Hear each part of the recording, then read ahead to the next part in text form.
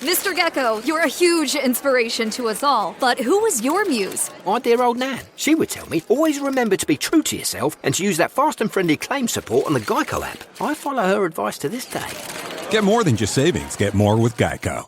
Pitt Girl, just a short bit of opening. You sent me the Massachusetts flag submissions. Oh, Yes. no. I didn't even know that there was a Massachusetts flag referendum until friend of the show, the Gurgling Cod, posted on Blue Sky one of the submissions, which I do really like, despite it not being ideal flag design. That one shows it's sort of a proposed new state seal, which is also part of this contest, and it has a shark with the sun rising behind it over Plymouth Rock, and the shark is wearing a pilgrim hat. It's really good. It's really good. It's really good. But of course, knowing that this was a thing, I immediately went down the rabbit hole to see what the other submissions were. And there are several legitimately good ones.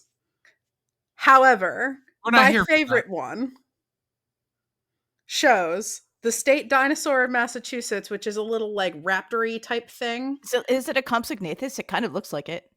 I don't know anything about dinosaurs. I just know this is a little feathery guy, and he's running real fast to the left, and he's holding a Dunkin' cup, and it says Massachusetts in Comic Sans on it. And I've never wanted a shitty flag to become an official flag more in my life. In my line of work, you have to know your dinosaurs. It's required. Oh yeah, that's fair.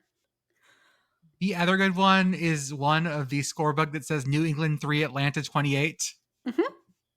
I think that there's, in this thousands of pages of this document, there are some real winners in here. We'll post some of them to the timeline, but they're very good. I chuckled very hard at the submission for state motto that said something to the effect of, "Help, I'm trapped in a state motto factory. The lucky numbers are," and then a series of numbers. Hell yeah, it is the Compsognathus. Score one for Beth. It's like the Jack Russell Terrier of dinosaurs. Is there a flag that they submitted where we can look at it and say it's giving lesbian sheep?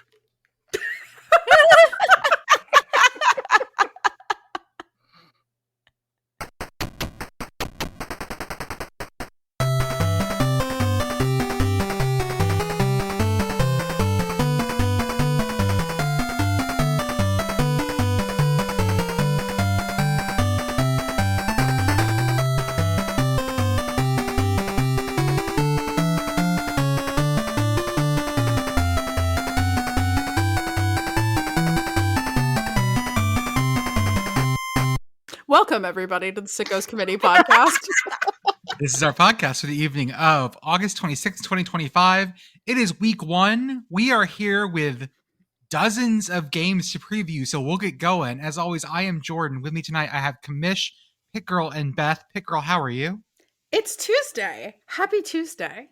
Indeed. Beth, how are you? It's fine. It's all fine. Everything's fine. I don't remember how to do these shows anymore. Pew, pew, pew, pew, pew, pew. Commish, how are you? Is my hair on fire? Because it feels like it. Looks good. Hair looks good. Okay, my hair feels like on fire, but that's exactly what today was.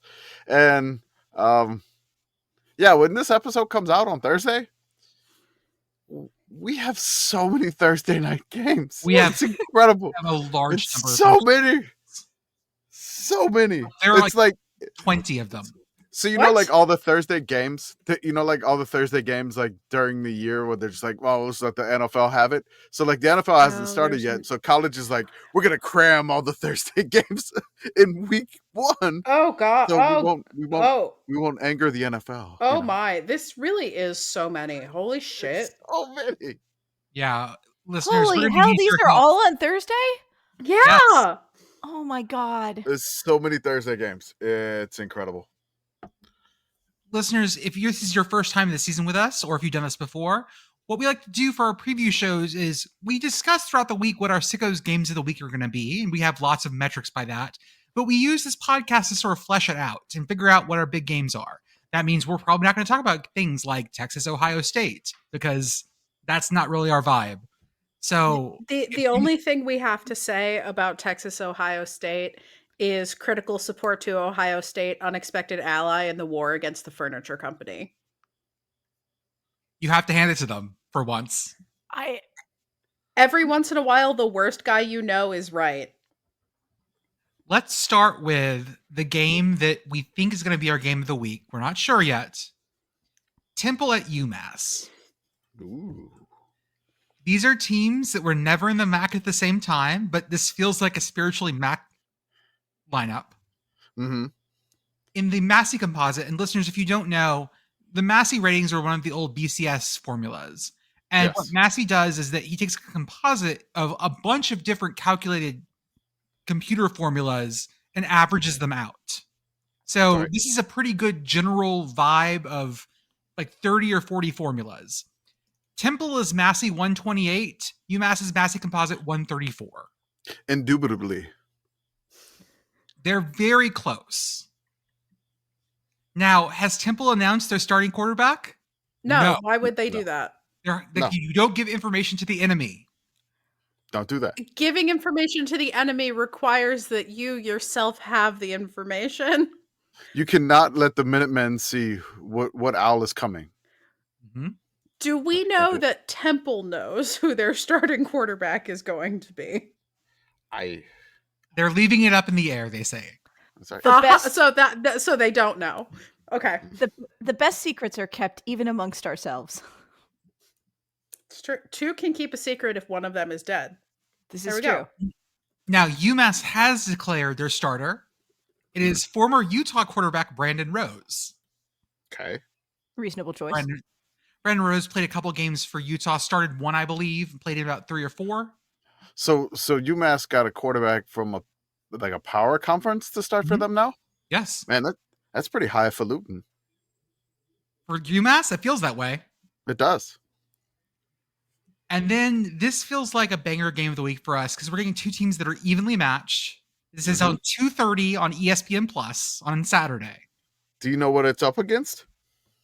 What is it up against, Commish? Florida State, Alabama. Okay. So Florida State, Alabama is on at the same time as this. And so, again, if you are a normal college football watcher, you'd probably be watching the two helmets, right? If you are a committee watcher. 1.5 helmets. Let's not get Florida State say they're a helmet right now. Yeah, anyway, there is a scenario under which I'm absolutely going to switch over to that game. That is accurate. It could wind up on the quad box. But it's not my first choice. I feel like there are two potentially funny outcomes to that game. Mm-hmm. Yes. Yeah.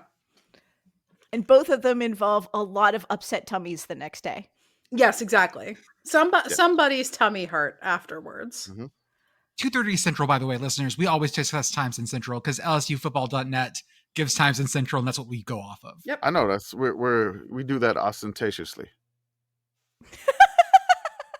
We're back to this again. I saw your post. Yeah, Commish is out here with his SAT words. We are helping you study, listeners. Yes. You're welcome. I'm trying to study about flocking and fiddlification. Nailed it. I need my card. 10. Got it. Nailed the dismount. Podcast, the most obstreperous podcast. It is. I mean, I am going to have a high level of loquaciousness. Is that even the right way to use that? Dialogue classes. It's not wrong. If it doesn't work, it's fine because I probably don't know the meaning of about at least 75% of these words. Now, Commish, why do you have this game ranked as your number one? Number one again, Temple UMass. I honestly feel like this is this feels like, I want to call both of these teams like a bluebird program, but it's teams. Both teams have new coaches. Mm-hmm. Both teams essentially have new quarterbacks. Mm-hmm. They have new everything. And it's the first game of the week, and we kind of don't really know what to expect from either one of these teams. Both of these teams have been down, like really down. UMass is going into the MAC for the first time in like a decade now, right? Like they left like a decade ago. Now they're back in the MAC, the return of the MAC. And really from here, I feel like it's at McGurk, which gives it, I guess, extra like luster for me because like McGurk itself, the stadium is good. If it was in the Link, I feel like that's like not as fun. It's a different game of the week vibe, but a less fun one. Having been to games at both venues, McGurk is charming. The Link is fine. So like UMass fans, like they roll with the committee. They know where they're at. They know what they're trying to get to, and again they feel along the lines as my favorite team, ULM. Like they just would kill for a bowl game. And I feel like the Temple fan base is about the same way. Yes. Like they haven't had a bowl game in a while either. But they would just like both of these teams, their seasons could like hinge on a good start here. And both basically could have like build momentum off of a win here. And I don't know what to expect from either one of these teams. It just feels like an unknown chaos factor. And it feels like I have to watch this because I got to know what these teams are bringing to the table for the rest of the year. Yes. I also like Casey Keeler is a good coach. And so maybe not this year, but in the like medium term, I think there is at least a little bit of cause for hope for Temple football.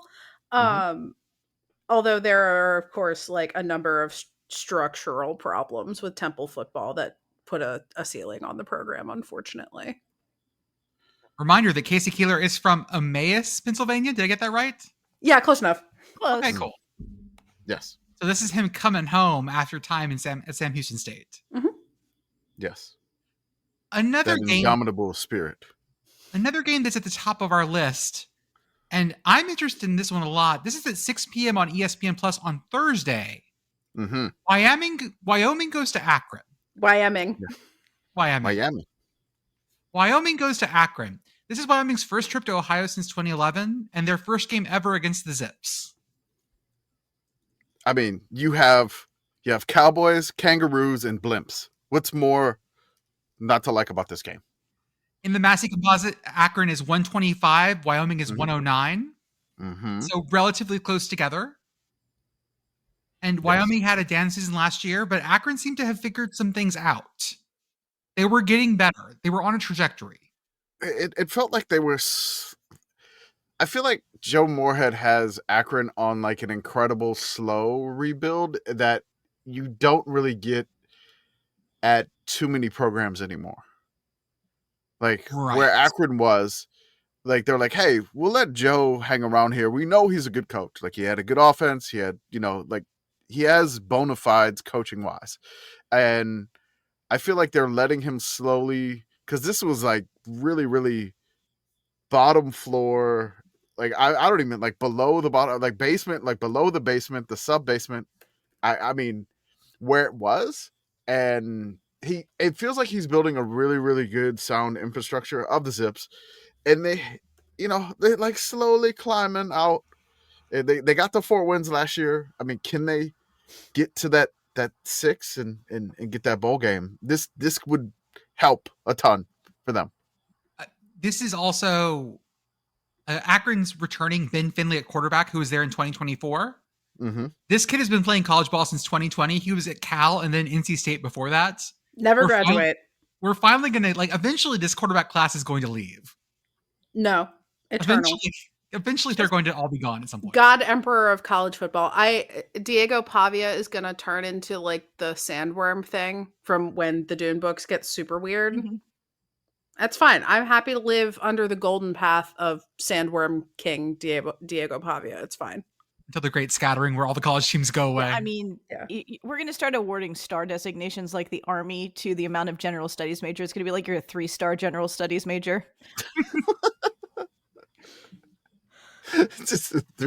just keep adding more and more layers to them. Yep. I have a question. Is a kangaroo like a crepuscular animal? No. Okay. They're more diurnal. They like to nap in the middle of the day. Okay. The podcat is crepuscular. Okay. All right. A fox is crepuscular. Yeah. Okay. So are bunnies. Ocelots are crepuscular. Most cats are. So I mean, like, the Cowboys would, Pistol Pete of Wyoming would hunt for this. I will say that when I played this game as head coach of Akron, against Wyoming, what Wyoming defenestrated me in EA. Now, what does that mean, Commish? You know what defenestrate means? No. It's a very specific fun word. It's one of my favorite specific fun words. In fact, what is it? It refers specifically to being shoved out a window. Okay. Yes, they threw me out the blimp. Out a window of the blimp, not the door. Yes. The blimp window. Okay. The blindo. They no-ticketed you. Yes. Yes. The blindo. Wyoming also returns quarterback Caden Anderson, who took over the spot at the end of the last season for the Cowboys. So we have 2 returning quarterbacks, which in college football right now is saying something. That is really anti-disestablishmentarianism. It's not. That's okay. Nope. But that's okay. Damn it. Wrong. I tried. I'm going to stop this eventually. Also on Thursday at 6 is a game I think we need to move down off the list a little bit. Okay. East Carolina and North Carolina State. Yeah, this is too high. This is interesting on the merits. This is the 34th meeting of this game. NC State leads the series 19-14. Mm-hmm. The trophy is the Victory Barrel. Mm. And East Carolina won the last time these teams played, which was in the 2024 Military Bowl. Oh, no, never mind. I know why this should be ranked as highly as it is. Because they got in a fight at the end of the game. That's right. And a referee got bloodied. Mm-hmm.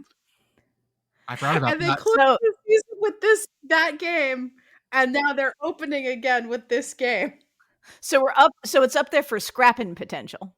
Yes. It is. That's the only thing. I don't think they would really, do that again. But what if they do? But what if they do, And you're not going to know if you don't watch it. No. You're definitely going to see this was on the ACC network, so you're going to have an ACC network ESPN Plus quad box already going. Was that game, the bowl game that they played in? Was it rainy? I feel like every military bowl is played in the Yeah, the weather is always awful here, broadly here this time of year. I don't think it was as bad as the 2023 Military Bowl, which was the Tulane one that I went to, where people were mudsliding down the hill. Yeah, Tulane lost that one, but it was quite moist, I think, when you were there. Yes. Right? Yeah. And the one that I went to that was before that, which was a Pitt game against Navy, we got to get murdered by Keenan Reynolds. That was also quite moist. It's just perpetually gray and 45 degrees. No, I like this one because it's a fighty in-state rivalry. It's actually playing at NC State. It's on a Thursday night. NC State, like Thursday night games. I love Carter Finley on Thursday night. Like, I love their stadium on Thursday night. It feels like a spiritual home Thursday night.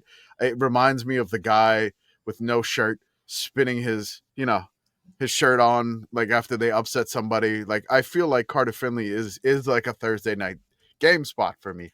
I don't know. I don't know if East Carolina is going to be as good. Again, I don't, G5 teams in the portal are never necessarily a good thing, I guess. But we'll see. East Carolina brings back Blake Harrell for his first full season as head coach. He got the job after Mike Houston got fired. Yes. And led them to a Military Bowl win last year. That's correct. So he got the full-time job. Does the interim bump go away now? And we know Dave Doran is there at NC State because he's always been there. He's the NC State Highlander. Yep. Yes. Always been there, always will be. The eternal Dave Doran. Yes. We jump to Friday night at 9:30 p.m. on FS1. By the way, if you have YouTube TV, consider getting rabbit ears because there's a carriage dispute. Hopefully it'll get resolved before Thursday. Central Michigan at San Jose State on a Friday night, 9:30. This is the sweet spot, the Friday night Mountain West spot, which I love. Yeah, I love this one. This is a classic Mountain West non-conference game on a Friday night. The last time these two teams played was the 1990 California Bowl. It always fucking goes back to the California Bowl for some reason. We talk about that bowl game way too many times. It's a good one. Well, so we have a first-year head coach at Central Michigan. This is Mike Drinkel. Matt Thank Drinkall. you. And he was previously an assistant at Army. And then on Yes. the other side, Ken Niumatalolo's second season at San Jose. And they made big progress last year. I think Matt Drinkall, I'm trying to remember he's kind of, I think he suffered like a career-ending injury. Yeah, he did. Okay. He was this career-ending injury as a wide receiver for the University of Iowa. And then he basically started his coaching career under Ferentz. So Drinkall did. So, yeah, I was like, I remember doing that in one of the blogs in the off season, but So I'm fascinated by him. I love this game because this game between Drinkall and Niumatalolo feels to me like we have Army Navy at home. Mm-hmm. Yeah. It feels like we have Army and Navy in the famous Idaho Potato Bowl because it's Mountain West versus MAC. Mm-hmm. Yeah, but it's in San Jose State. Yes. Before the 1990 California Bowl, these teams played one time in 1979. They've split their series. They're 1-1 in the series. Okay, so at the same time, a game that I feel like needs to be a little lower, but you can listen to this. Cal at Oregon State. This is 9:30 on ESPN. This is the 78th meeting. Cal leads the series 40-37. It's on a Friday too? It is on a Friday. No, it's on Saturday. My bad. This is on Saturday. Okay. All right. Pac-12 After Dark rides again. Yes. The Calgorithm is feeling very disrespected by this because a lot of people are picking Oregon State. And it's hurting their fifis. That was definitely not one of the words suggested. I don't know that we know enough about Oregon State to say. Hey, who's Cal's quarterback now? They lost Mendoza. They did. Who's Cal's quarterback now? Let's find out. All of college football is fundamentally unknowable now because of all of the everything. Jaron Kiwi Saga Pulatele. Kaiwe. Kaiwe. All right. Kaiwe. Did I get Saga Pulatele right? I'm going to guess you did. All right. I'm going to try that. They just named that last week. Yes. Okay. And he's a freshman. Okay. Now, who's Oregon State's quarterback? Because I remember the backup for Oregon State transferred to Stanford, and that did not go well last week.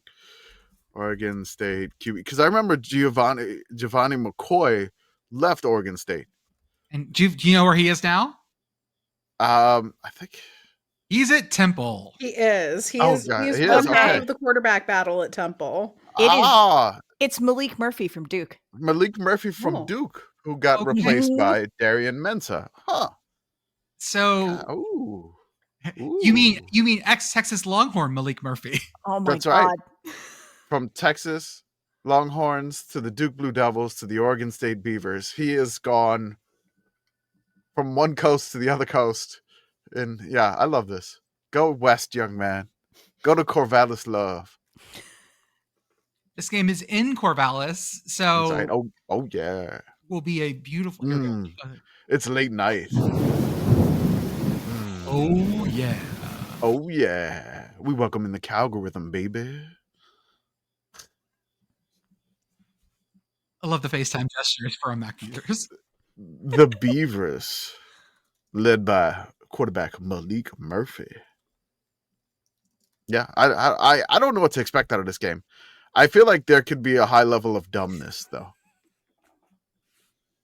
At the same time, on TNT, Characters Wanted. No, what was TNT saying? I think USA was Characters Wanted. TNT Were they drama? slogan. We know drama. We know Yes. drama. We know drama. Yes. Period. We know drama. Hawaii. Yeah. Hawaii at Arizona. This is going to be Brent Brennan's second season as Arizona head coach. He went 4-8 last year. 2 in a row? Yeah, honestly, I'm feeling 2 in a row. Hawaii's scrappy, and Arizona's not good. Arizona leads the series 5-1, but Hawaii won the most recent game on the islands in 2019. How many leggy legs does Hawaii's quarterback have at this point? Do we know? My guess would be about 1.5. So there is news that he's expected to start. Okay. Yeah. Two So- leggy legs. Hooray! 1.75 leggy leg, probably. I do not want anything bad to happen to our beautiful boy. I enjoy him thoroughly. Oh yeah, no, Hawaii is America's team. I will be, as always, rooting for our beloved Bows, but especially now, because they were perfect on Saturday, and I hope they continue to be perfect.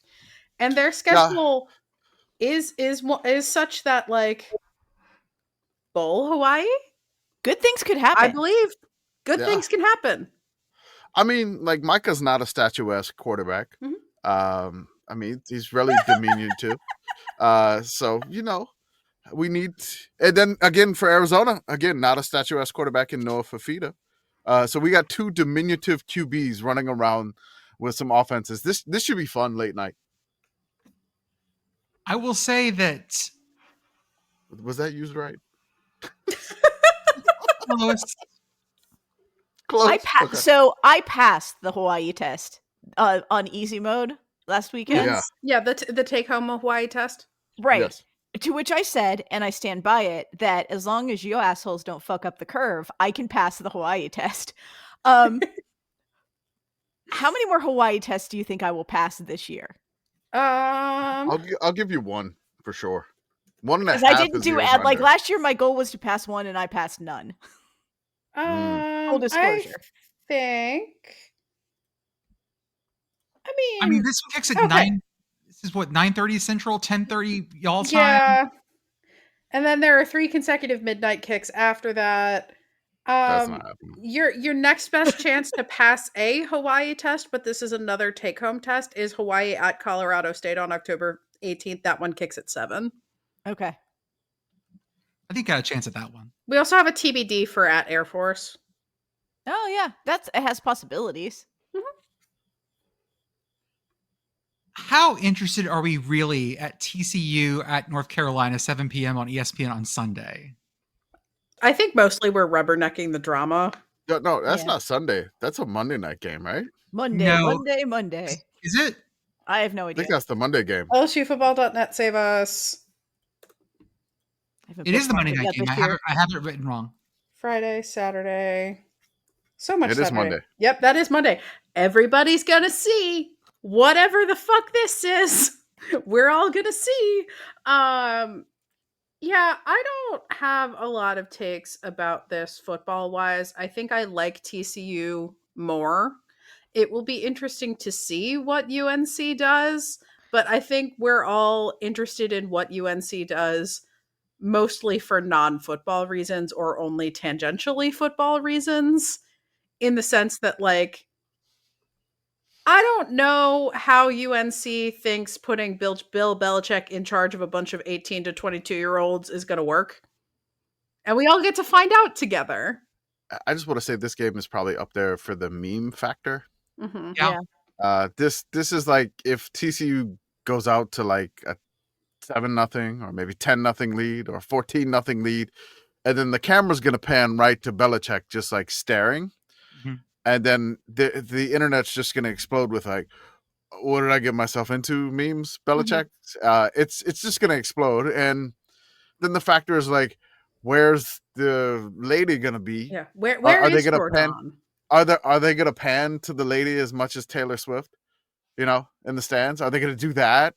Because it's on ABC. This is like Monday Night Football. This is ESPN. ESPN, okay, but it's like Monday Night Football. Mhm. For it is Monday Night Football. That's like on the field. I feel like TCU is kind of a known commodity. They're expected to be a Big 12 contender. I don't think UNC is expected to be an ACC contender.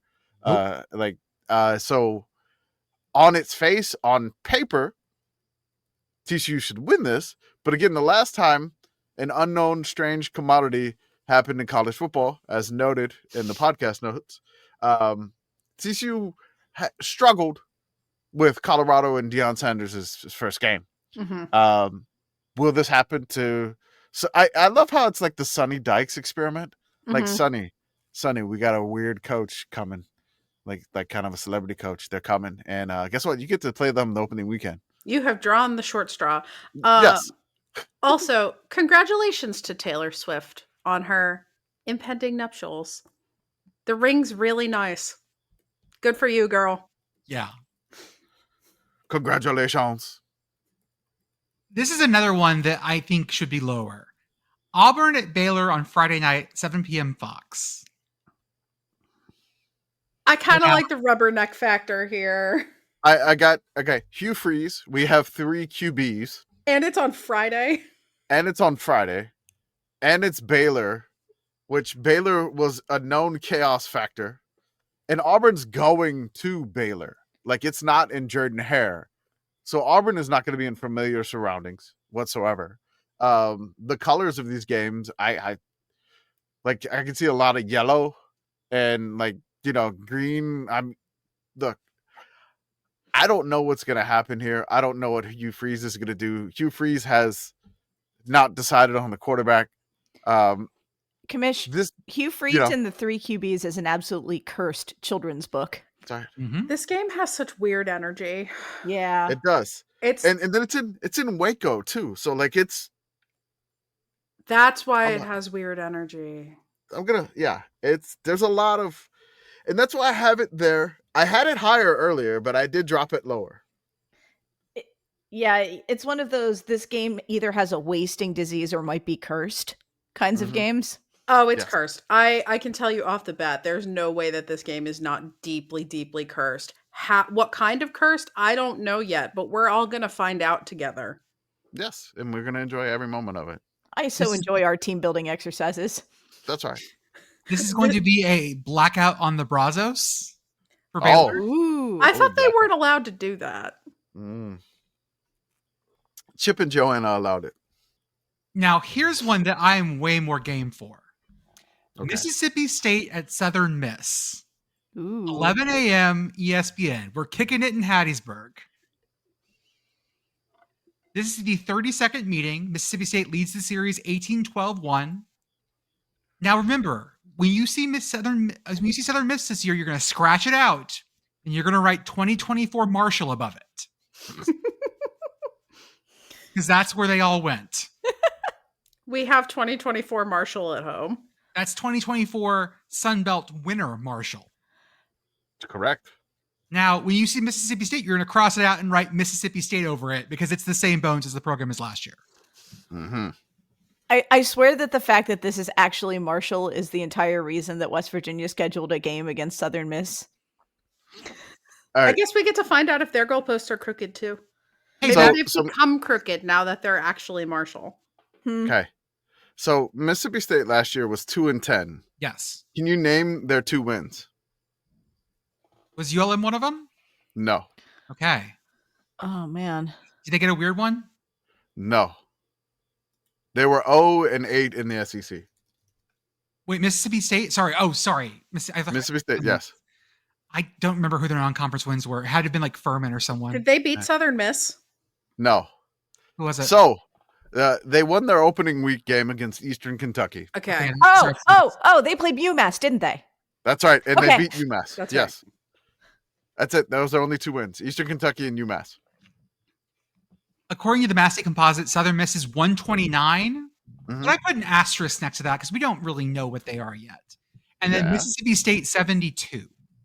You kind of think Mississippi State should win this. Now, Southern Miss Stadium, The Rock, is very, very, it can be intense.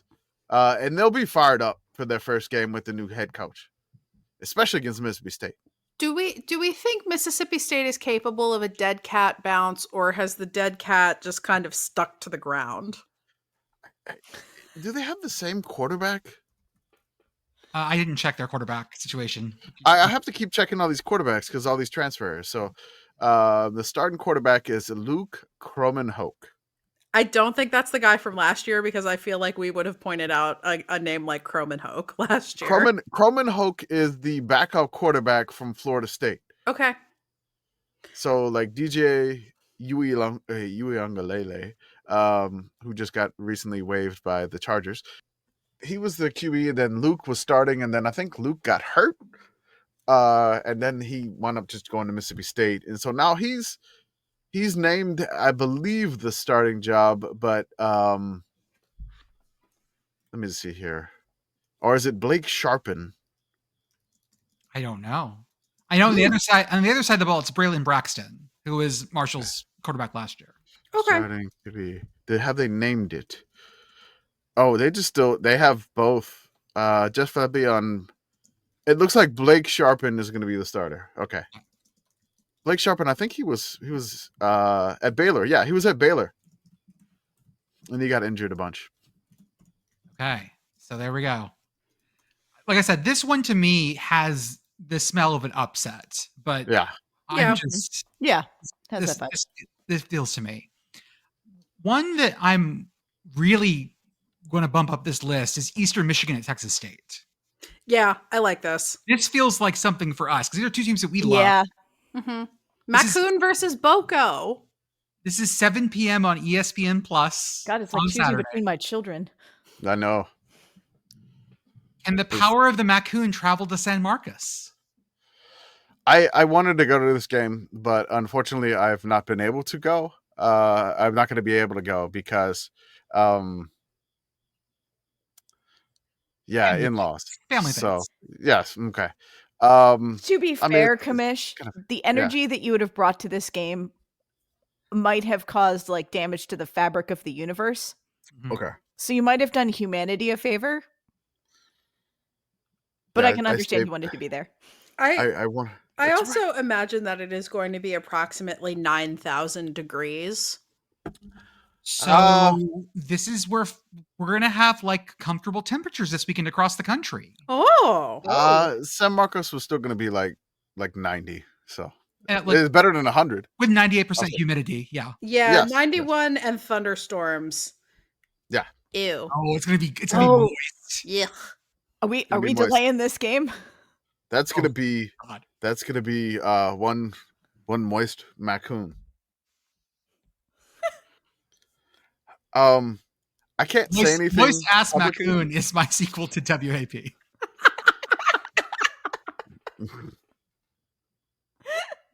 It's my kids' bot. version.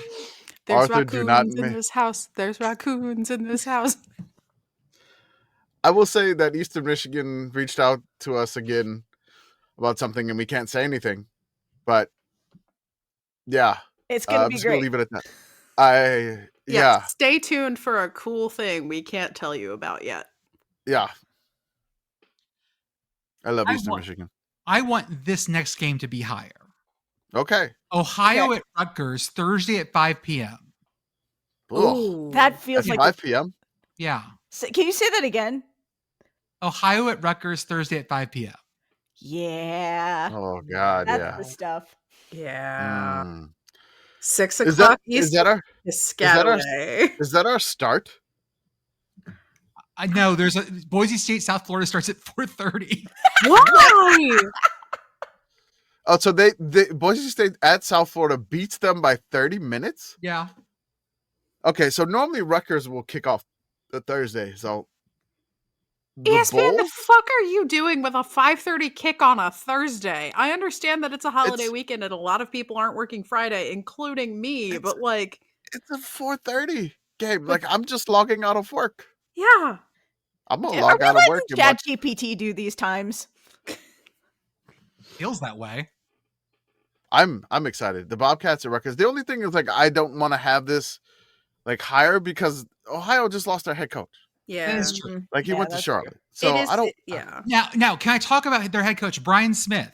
His fun Okay. fact: he was a former center and long snapper for Hawaii. That Ooh. is a very fun fact. Fun fact. Yes, he's the only other long snapper in FBS as a head coach. Mhm. Do you know who the other is? You've told me, and I can't remember. Shane Beamer. There you Dang. go. Oh, that tracks. That's so Not- perfect. Like, I I- didn't know that, or you said it on the podcast and I forgot. Every time you say it, I have the same reaction. I need to retain anything ever. Rutgers isn't the pushover they used to be, but Ohio did win the MAC last year. Mhm. They've played 3 times. The only time Ohio won was in 1937. So they're due, is what you're saying. And who is the quarterback at Rutgers? It's Ethan Kaliakmanis, rides again. Woohoo! How many years has he been in college? A few. Was he at like Northwestern at some point? No, he's at Minnesota. Okay. Minnesota I knew it was another. It was a Big Ten West team. I got them confused. Sorry. Mm-hmm. Big Ten West forever. He's 22. He's like a normal senior. Okay. If you stay in the Big Ten long enough, you become both a leader and a legend. Yeah. Mm. 2021 through suave. 2023 at Minnesota, and then he transferred to Rutgers last year. So I guess technically he's a or like he's in a 5th year, but like it's fine. That's good. Wait, his brother Dino Kaliakmanis plays for Rutgers as well? Yes, he does. Oh. I don't think you're allowed Dino. to play football anywhere else if your name is Dino Kaliakmanis. Maybe Syracuse. You know, we don't make enough Dinos anymore. There's some Right? names that it's like they stopped manufacture on them. We need more Dinos. They're all in New Jersey. We just don't run into them as much, I think, Beth. That's true. I'm going to list 2 games here. If you guys have things to say about them, jump in. First one, Buffalo at Minnesota, Thursday at 7 p.m. Pete Lem Buffalo back could raise the pirate flag on the Gophers. And then Coastal at Virginia, 5 p.m. on Saturday, ACC Network. I don't know what Virginia's going to be this year. I Yeah. don't know. And I don't know what Coastal's going I to have be. bigger questions about Coastal, honestly. Yeah, I don't know what either of these teams are going to be. It's going to be a nice color matchup, though. If there's like some orange and teal, that's going to be, pleasing to the eye. And it's classic ACC Network. This is me knowing nothing about anything. My immediate reaction to this is that Virginia's going to get their ass beat. But I guess we'll find out. I don't think Coastal is as, Bitey. bitey as they used to be. Yeah, but that also assumes that Virginia is less gout ridden than they have been. Well, yeah, I don't, I have no idea, but See, under Tim Beck, not that one. Coastal's gone 8-5 and 6-7. Yeah. Yeah, they're like middling. They're not like 10-win Coastal. No, nobody pisses Teal anymore. That guy went to go see Jesus. I think that is what happens when you piss Teal, actually. Georgia Southern at Fresno State. Now, this one has a lot of fun to it for a couple reasons, because Georgia Southern next week plays USC. Ooh, circle that one. They're going to stay out on the West Coast for the week. They're going to practice up at Oxnard at the Cowboys training camp. So I mean, that's a long week out of this.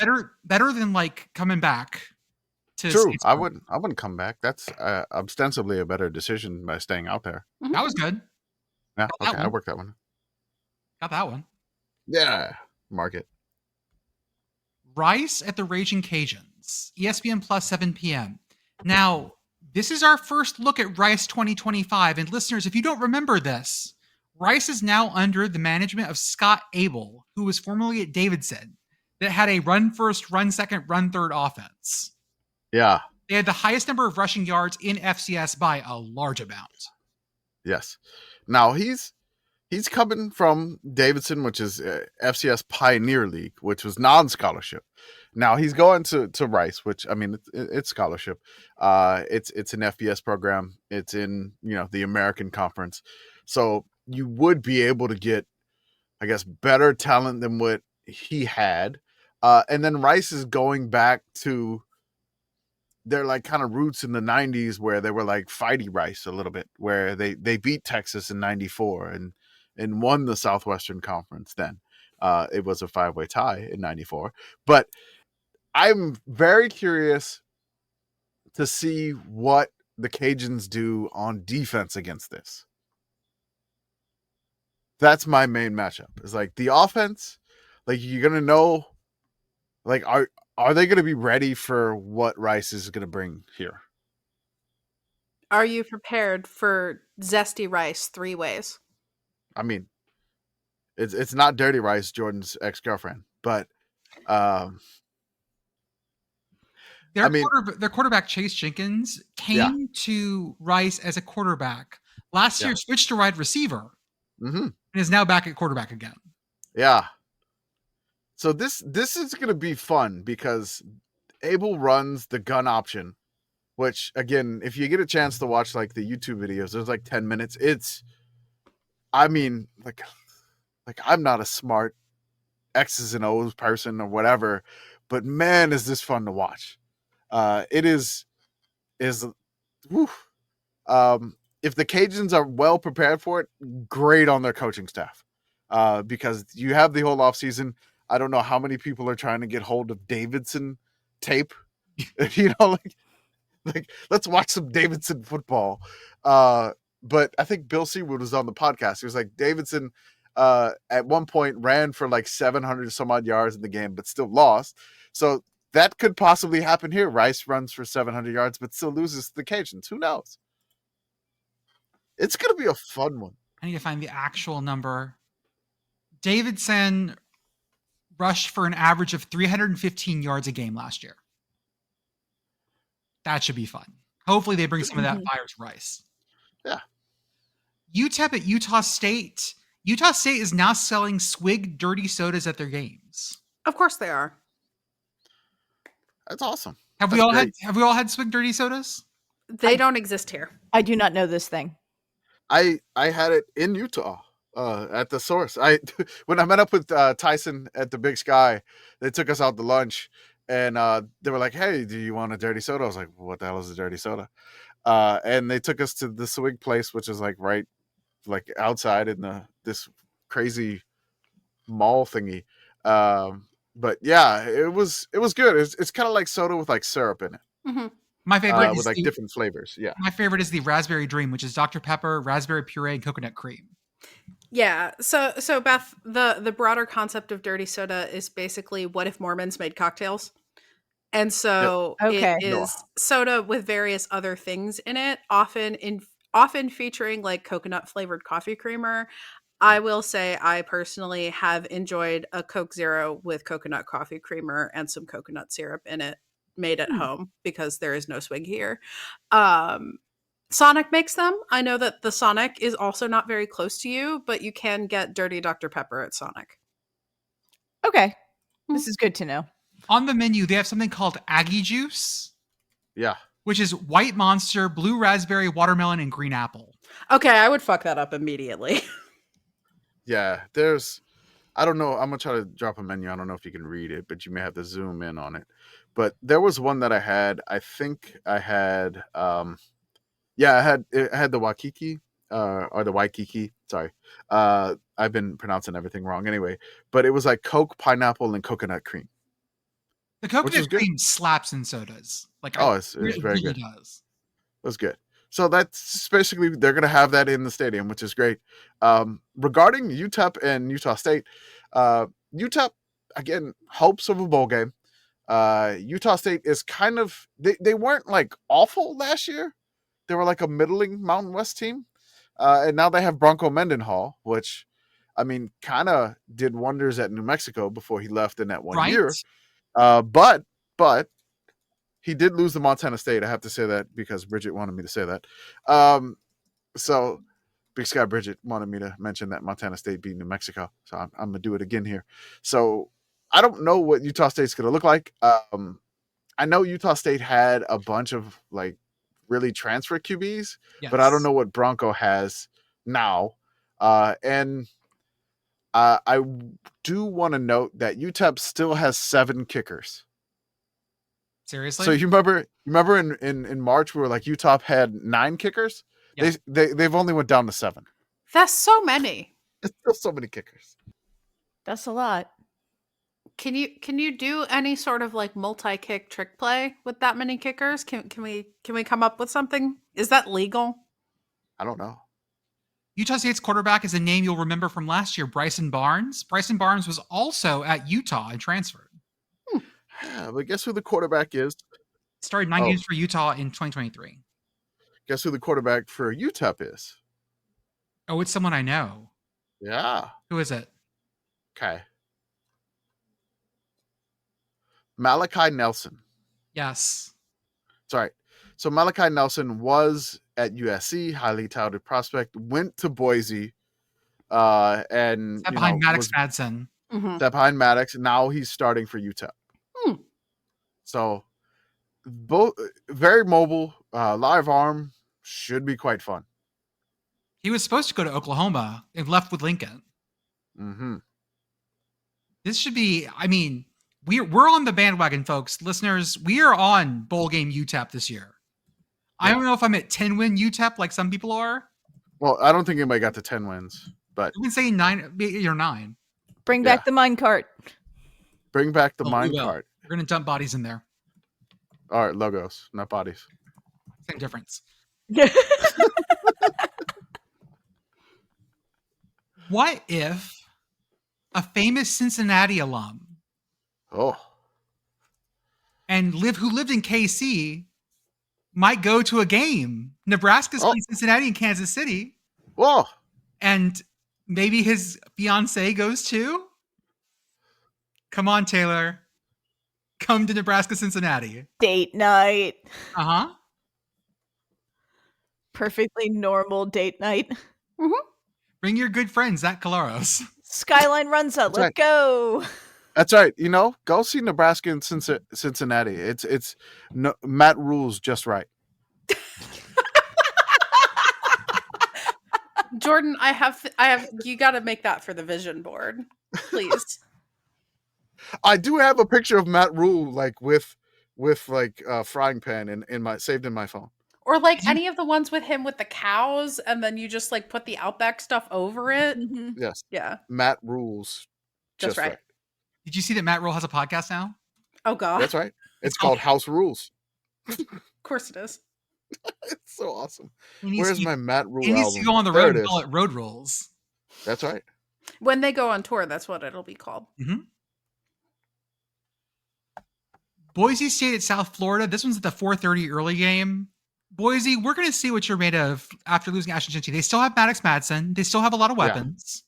Yeah. They're still in the driver's seat probably for that 12th spot or higher. That G5 spot. Well, but it's not a G. Yes, you know what I mean. Yes, you're right. It's fly like a G6. Is that? Oh. Man, I wonder what happened to Far East Movement. Probably released like 2 other albums. They moved to the Far East. I don't know. Composed of Kev Nish, Progress with an H, Jay Spliff, John Street, Ray Rowe, DJ Vermin, and Germ Beats. You said Ray Rowe. I said it like Scooby Doo in my head. Ray Rowe. Ray Rowe.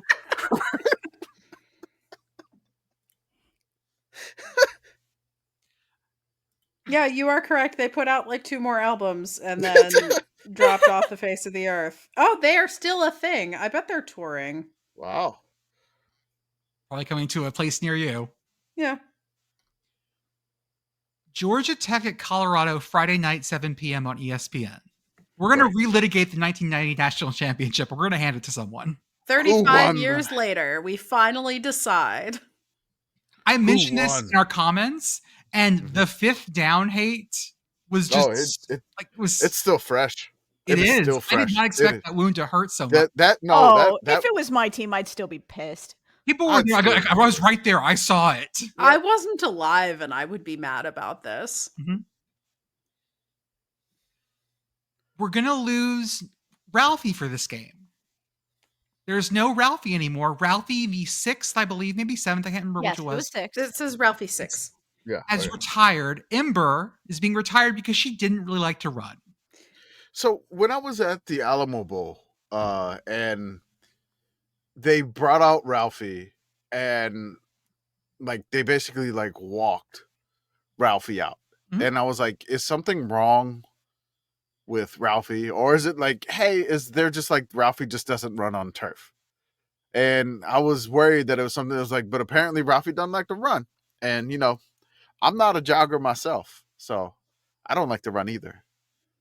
Yeah, to be clear, Ralphie has retired because she is, quote, in Colorado's mascot Ralphie the 6th to retire due to, quote, indifference to running, which same girl, same. Yep. I experienced Ralphie 5. who very liked to run Too much, apparently. and Yeah. would leave like her handlers in her wake as she Yes. tried to take people out. They I went the enjoyed opposite Ralphie way. 5 thoroughly. Yeah, so I found the lengthier statement upon Ralphie's retirement. Amber is retiring after 4 years of service as college football's greatest mascot. Amber will now transition to a companion buffalo role, living with Ralphie V on their ranch. Due to an indifference to running typical of many mammals, both four-legged and two-legged, it was determined that it was in Amber's best interest, based on her disposition, to focus on relaxing strolls on the pasture, which is her favorite hobby. So, Pitt Girl, I have to tell you that when I first read that announcement and it said companion buffalo, I read comfort buffalo. Yeah, like emotional support buffalo. Yeah, like yes.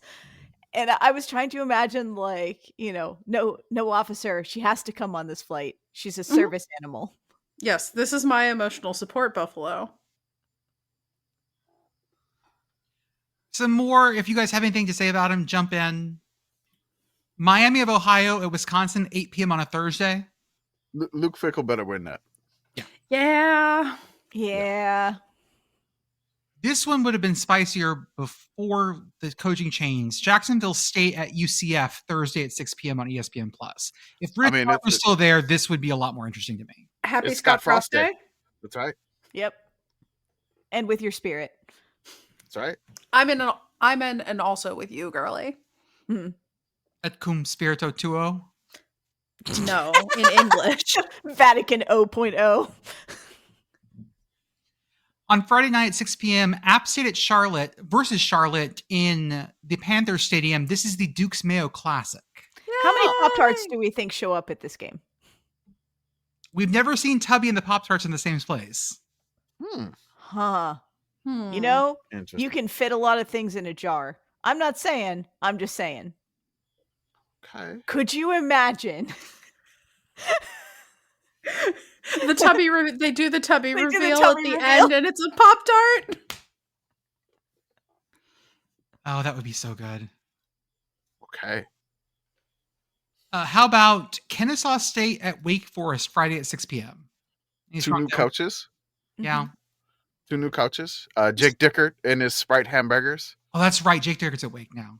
Yeah, that's right. No more slow mesh. R.I.P. Slow Mesh. Well, it's at Iowa now. I do feel like we might get a good indication in that game of how fun either team is going to be this year. Yeah. Yeah, I agree with you there. Western Michigan at Michigan State on Friday night, 6 p.m. I mean, it's an inter-Michigan thing, but I don't have a lot of faith in At least it's not Central Michigan at Michigan State. We don't need to go back to that. Oh, man. How down bad is Michigan State? Unclear. They were 5-7 last year, so they may sneak to bowl eligibility. This is Jonathan Smith's second year. Western Michigan made a bowl last year at I think 6-6. So they lost the Crampton Bowl to I'm sorry, the one in Montgomery, the Montgomery Bowl. I was just saying, is that the Birmingham Bowl? No, I was just like, it used to be like the Camellia Bowl, but they didn't even have a sponsor Is last that year. the 68 Ventures Bowl? No, that's Mobile. Okay. That's where I want ULM to go. Okay. I just know it's not the one where you're getting a butt. No, it's not the one where you get in a butt. No, that's for Vandy. Vandy got the butt. Beth, what if we put a bowl game in Point Pleasant? Oh, we could all put quarters in the butt. Mothman Bowl. Mothman Bowl. Alabama at Florida State. We already talked about it. Like we said, it's going to be interesting. It'll be interesting for about 3 seconds. There are two potentially funny outcomes. We'll talk about them if they happen. UNLV at Sam Houston on Friday at 8:30. Now, after On what what I saw channel? on CBSSN Da da da da da da da da. from Huntsville, Texas. Nope, Houston. Oh shit, that's right, because they're playing. Sam Houston's playing all of their games in Houston this year In the Dynamo Stadium, yes. No, is it Dynamo Stadium or at the Sparks or the Dash? No, the Houston Dash. Do they play in the same stadium? Yeah. Yes, Shell Energy Stadium. Yes. Shell We have more Energy teams named Stadium. after punctuation marks. Yes. The Houston M Dashes. Oh, it's AI. The Houston and per se ands. I will say that after watching this last weekend of football, and maybe I'm taking week 0 too seriously, which I've been accused of doing, I have more Everybody does faith that. in Sam Houston than I do in UNLV. Ooh. UNLV, I have faith in their offense. And Yeah. Sam Houston couldn't stop Western Kentucky's offense. I think this is right. But they're going on the road. They're not in Vegas. Not that UNLV gets much of a home field advantage, honestly. Why? This is going to be like 2 red versus orange games in a row for Yep. UNLV. Maybe they're allergic to orange. Maybe. Ball State at Purdue. Like, we might need to. Yeah, we need I to move think I this need to up. bump that up. I'm going to Yeah, bump that moved up. up, like a lot. I just laughed enough. I was like, yeah, I'm bumping that up. That's going higher. Where did I have it at? You had it God, low. 27? Jesus, Yeah. no. Yeah, that's- this is that's- Yeah. a very top 10 real, worthy. like, we might all end up poking Purdue with a stick kind of This- game. This is like right next to Mississippi State and Southern Yeah, Miss for me. we Yeah, could- that's right there. We could Benny Hill the fuck out of this thing if it goes right. The Massey composite has Purdue below Sam Houston. Oh, That At one- feels right, actually. They're at 106. Ball Feels State's both at accurate 127. and mean. Yeah. This might be a close thing. huh. For Purdue's sake, I hope it's not. But Oh, yeah. yeah. Let's do our ad read now. Folks, it's the season, so we're going to have lots of stuff coming out on all of our appendages. So please subscribe to our appendages. What do you call them? Extrusions? That's so much worse. The Sicko Committee's pseudopods. Mm-hmm. We have tentacles. We have our teats of knowledge. Oh no. No. That was actually one of the words that somebody suggested me to say. What, Look at all the Teats. Sorry, it was tits. I'm sorry. It was our tits. not teats of teats. knowledge. look at Sorry. all our cysts. Mm-hmm. Our polyps. We have polyps for days. We're Join our budding. Join our beehive where we write things. We're gonna have fun stuff throughout the season all week. We got tons of stuff coming up. So almost I've- daily you'll have something.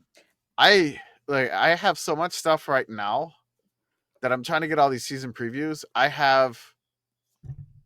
don't even have the old timey language that we had that some people wanted to bring back, like the Sick O'Malley when I do the intro, and the old timey voice. They want that back, which I mean, maybe I could do that. And then we got a written thing to Lee Corso coming.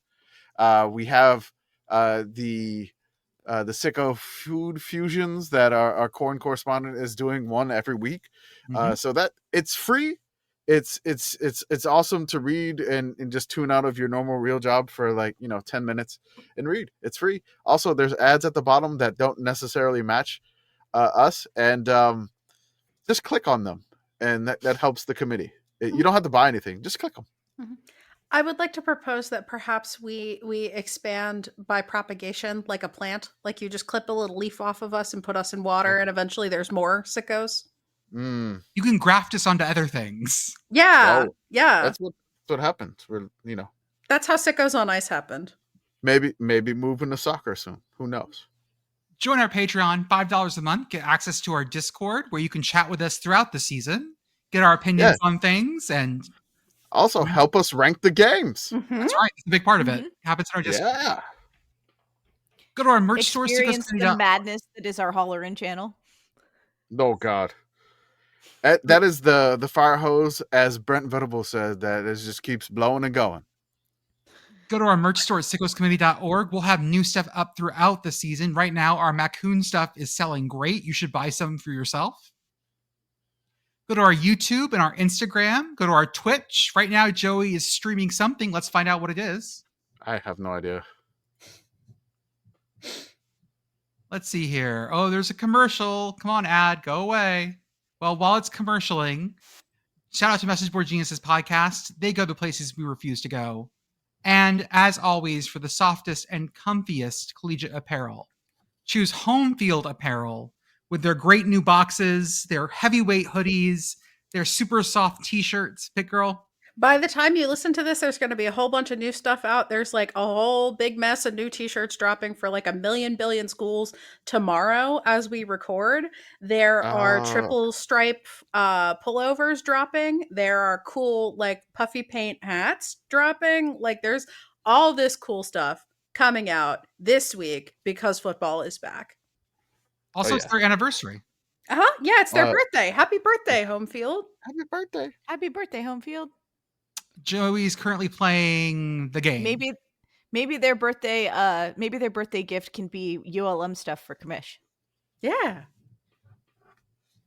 And that's it. Use our offer code yes for 15% off your first order. Also use our link so we get a little kickback. We'll post it throughout Saturdays so that when you're emotional from a team win and want to buy something, the link will be right there and you can just click it. Yes. They did that really well when Hawaii won. The minute Hawaii won, they had links up ready to go. Like, here's all the Hawaii shit. Everyone buy it. Do you think being an internet college football fan, you're required to be a Hawaii fan? Yes. Yeah. Do you think there are Hawaii haters out there? People who just like hate Hawaii football. Not if you're playing them. If you're playing them, I get that. You want them to lose. But are you like Hawaii haters? How? Yeah. How could Yeah. how? Well, Hawaii we talked precious with baby. How we could talked you with hate? Coach Timmy Chang, and he says Fresno State and them don't really get along. And they're kind of rivals, I guess. Like that was, man. Someone threw a screwdriver. Somebody threw a screwdriver at June Jones, and he was playing in that game, and he heard it whiz by. So yeah. So I think that's one where they don't really like each other. I think San Jose State and Hawaii, they have a good fond rivalry together. The Dick Toomey, coached and built both of those programs up pretty well. I don't think there's like any true like Hawaii haters, which is crazy. Even though like Stanford like lost, the Stanford tree was like, I guess we lost to a U2 kick from Japan. Right. But there's not like, really, if you want to find Florida State haters, they're all over the place. If you want to find Ohio State haters, they're all over the place. If you want to find, for most major programs, there are haters out there. I just don't think, at least online people who are college football fans in general, there's no like dedicated Hawaii hate hive, unless people are just ironically hating them because everyone loves them. Yeah. If you hate Hawaii, if you genuinely hate Hawaii football, sound off in the comments. I would like to study you. I want this to be like some deep-seated whack hate. Oh, right. Yeah. This is like, oh man, Rice really hates Hawaii because of games that happened. Okay, that feels right though. Yeah. Like a school like Rice is allowed to hate Hawaii for reasons if they want. Maybe Hawaii really hates SMU because of the June Jones thing. Ooh. And SMU doesn't like Hawaii either. I don't know. I don't think SMU. This is the I don't even think about you for SMU. Yeah. FAU at Maryland, 11 a.m. Big Ten Network. I got nothing about this. FAU's got a new coach. There's an owl involved. Yeah, there you go. You can get into Northwestern Tulane, 11 a.m. ESPNU for $6. I'm in. And it's supposed to be nice too. It may be some rain too, but it's supposed to be like 80, 85. For late August, that's phenomenal weather for New Orleans. Take the streetcar, get dropped off. There's really not much parking around the stadium, but just tailgate. It's a good time. Ullman, there's not a bad seat in the house. They do have their own like Green Wave beer from like NOLA Brewing Company. They have, what else do they have there, Jordan? I'm going to drop this in the chat. Beth, I need you to read what they have. Oh boy. What the Okay. So, listener, I would like to introduce you to Tulane Football's Beignet Chicken Sliders. Yeah, you are. Oh, yeah. This features fried chicken with a hot honey option, topped with creamy slaw, Creamy. stuffed Slaw. between 2 beignets and dusted with powdered sugar. And listener, if you were asking, is the powdered sugar white? The answer is kinda. There's Some of it is. also green, gold, and purple powdered sugar on there. Either that or they covered it with parsley and some of it's gone off. Honestly, would. Yeah, I'd do it. Commish, You ain't gonna tell me. so I have to ask, because there's a bunch of things on here that not only can I not have them, I have either never had them or haven't had them in so long that I can't even really speak to them anymore. Mhm.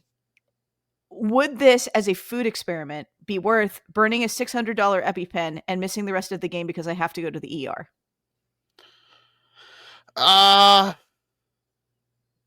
You got better options in New Orleans than that. Okay. I don't think it's I don't think it's EpiPen worthy. Okay. I kind of feel like the hot honey is kind of overused now. It's become like the bacon jam of nowadays. It's Yeah. Yeah. I think let me- this is a good application for it, though. It is the good because thing. the honey and the beignet, it gets a little bit of a sopapilla texture on it, which is good. The powdered sugar is green and like olive green, and it's also blue. My as the friend, Tulane that is colors not do. olive green. That is like Or Kelly green. That Like is a St. bright Patrick's Day green. Yeah. Yeah. okay, it's close to the angry wave. Yeah. Close to what they could do, but no, I don't think it's EpiPen worthy, but it's worth anybody else trying it. Yeah. I want to show you guys. Sorry, I found other foods for other things. I saw a donut ice cream sandwich from UNC, but I Yeah. want you to look at the game day taco from Minnesota. Minnesota, what is this? It's So- a wide taco. This is it's like a pontoon boat, but This it's is taco. this is like when you get taco salad at like the white people Mexican restaurant. Yeah, and it but it's comes like the in the low-rise taco salad yeah. bowl thing, which is great. I really like those actually, but like this is not a taco. This is a very, very large fried tortilla that's sort of bowl shaped, which is different. It kind of has so listener, I want you to imagine like a standard taco bowl, and now I want you to imagine like the low-rise jeans version of that. Mhm. And that's what you're seeing here, prominently with the Aramark sticker next to it. So I you got know it. I how got it's it right being here. based. Row the taco boat. I mean, Yeah. yeah. That's what it And is. also, the taco boat, to be clear, has what appears to be popcorn chicken and French fries, Uh-huh. and then like lettuce and pico and other like taco toppings. Like if this turned up at a Pirates game with Yeah. Pittsburgh branding on it, absolutely would not be surprised at all. I am a little surprised that this is at Minnesota. Pittsburgh Pirates, if you ever do decide to do this, you need to put a paddle wheel on the back of this thing. Because that's what it looks like. It's the Gateway Clipper. Syracuse versus Tennessee, 11 a.m. ABC on Saturday. This is sort of one of the big ones in the early spot here. Battle of the Clashing Oranges. Do I need to put up a color comparison between these two? Yes. I don't think I would, but I don't think anybody would like not tell the difference though. Like I think everybody would. Yeah. When I did the orange one before, I didn't include Tennessee because Tennessee's is so different. Mhm. But Yeah. I think that I need to at least put the comparison up because this is going to be a color clashy game, which I'm Can all you about. can you do a weird pattern of both of these oranges together? like a tie-dye Like- shirt. No, I'm looking for like a Zubaz. Mm. Ooh, I bet you I can do something like that. Yeah. Yeah, like a Oh. Zubaz, like Syracuse to a Zubaz house divided pants. Do a really cursed houndstooth and make everyone angry. Mm. Yes. I was thinking Yes. like what if we do like could you like drop the color in on like a stereogram graphic? That'd be good. Mm. Mix the two colors in a pattern, not just side by side. Okay. Blend them together somehow. Toledo at Kentucky, 11:45 on SEC Network. Our boy, boy.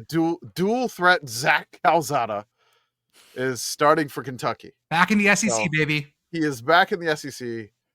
He was at A&M. Had that lights out game against number 1 Bama. Like a legendary A&M game. Sustained some injuries, transferred to Auburn, didn't even really play for Auburn because he was hurt. Went to get a job at a warehouse. Then was called by Coach Clinton Killow at UIW. Played for Incarnate Word for 2 years, and now he's back in the SEC. So this feels like, like go get a job thing that people that are saying. I'm like, I look, man, he lost 2 years to injury. This is not like, I mean, there may be a COVID year in here, but I feel like he's had to go this route because of the injuries that he's went through. And I'm hoping for good things for Kentucky. I know it's going to be difficult. And Toledo is only like a 7.5 point underdog here. Yeah, it's real close. So, I mean, I'm wishing them all the best. I think Toledo can put up and will put up a good fight against Kentucky. But I wish Zach all the luck this year. What I want out of this is I want like his time in the wasteland to become like the Kurt Warner starts the greatest show on turf thing. Yeah.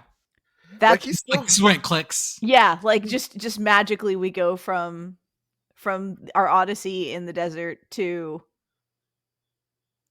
maximum Zach. ODU at Indiana, 1:30 on FS1. This is we'll see what Indiana looks like this year. Yeah, I'm curious. ODU is kind of feisty, but like, I feel like Kirk Cignetti against lesser opponents last year would just drop the hammer. Yes.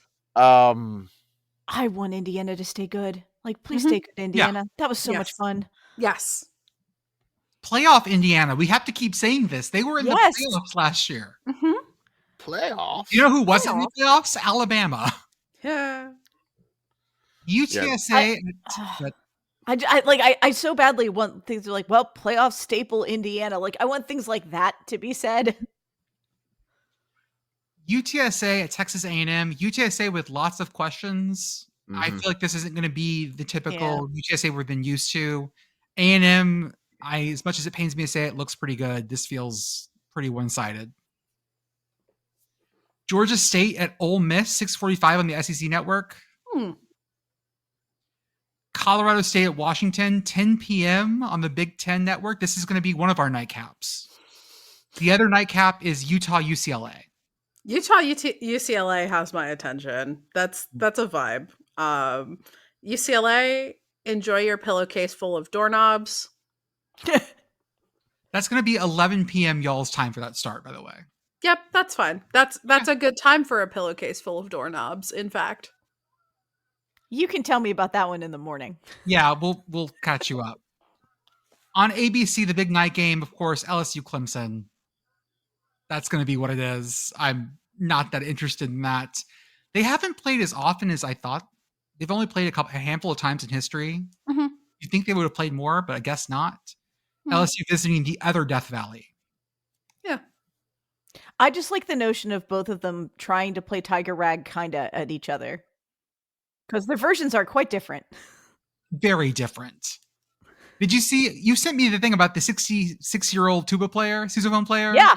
Yeah. That's going to play with the LSU band? Yeah. And obligatory shout out to Grandma from the Pride of West Virginia, who has been playing in that band forever. I love that. Marshall at Georgia. Guys, I'm worried about this one. Her name, one. by the way, is Dawn West. Grandma. I think she's been in the band for like 48 or 49 years, maybe 50 now. Jesus. Wow. Yep. That's super amazing. I love that for her. Oh, she's incredible.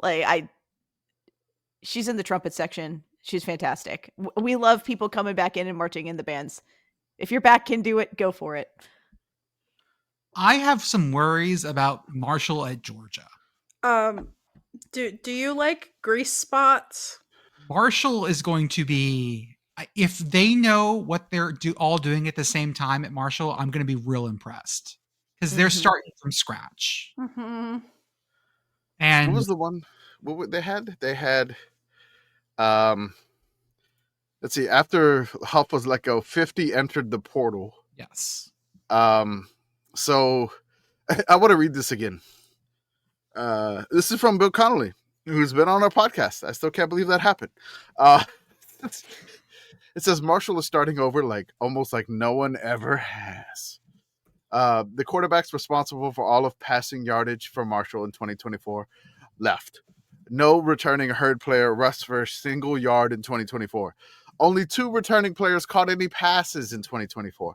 The players responsible for the 49 of the 65 offensive line starts left. Of the 8 defensive linemen who played at least 50 snaps in 2024, only 1 returned. Of the 13 defensive backs who played at least 30 snaps in 2024, only 2 returned. The returning linebackers played a combined 3 snaps in 2024. Yeah. This is going to be a rough year for Marshall, and starting at Georgia is a rough one. Speaking of rough ones, Missouri State, welcome to FBS. You're at USC. Rip. No, don't even put your heart in this one. No, I'm not going to put my heart into it. Oh, I do like a commish. Hear me out, though. No, this is good. no, I do. No. Let's hear it. No, this is like this is like the lottery dreams. Like what we understand, buddy. The heart wants what it wants. What would happen if I won the lottery? What do I do? I was like, what would happen if Missouri State won this game? This is like the daydream game for me. Like, I know it's not going to happen, but man, what would happen? This isn't the USC game to worry about. The USC, if USC wants to worry, it's next week. Southern the next week. Yeah, it is. Yeah, that would be so funny. But this is. Are you there, God? It's me, Commish. But the funny part for me is just this is Missouri State's first game in FBS. Everybody was like, why they're doing this? They should never move up to FBS. This is really stupid. And then their first game is against USC, and if by the comedic factor for the committee here, I think we'd have to shut the account down if this happened. I don't think we could. It'd be very difficult to top this. You doubt our ability to post through it? ULM beating Alabama, I think, again. That would have been a high watermark for post. Well, that may happen today. This year. But if ULM were to do that, I think we're gonna walk out the final ULM mentioned, and I'm out. Mm-hmm.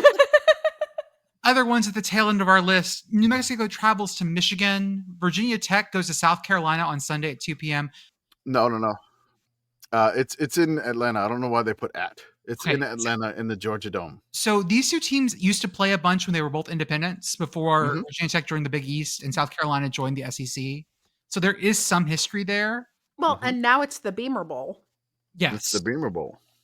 We have and Virginia Tech is wearing orange. Oh, ew! Which is nice. We have, of course, Catholics versus Convicts on Sunday, ABC 6:30. Mm-hmm. Texas at Ohio State, 11 a.m. on Fox, and then Nevada at Penn State. This is what they put in the 2:30 slot on CBS. Da da da da da da da da. Come on, guys. The Nevada Wolf Pack. Is that the one with the space or without the space? That is without the space. No, that's the space one, right? Is that the space one? Yes, it is the space one. That's right. It's the space.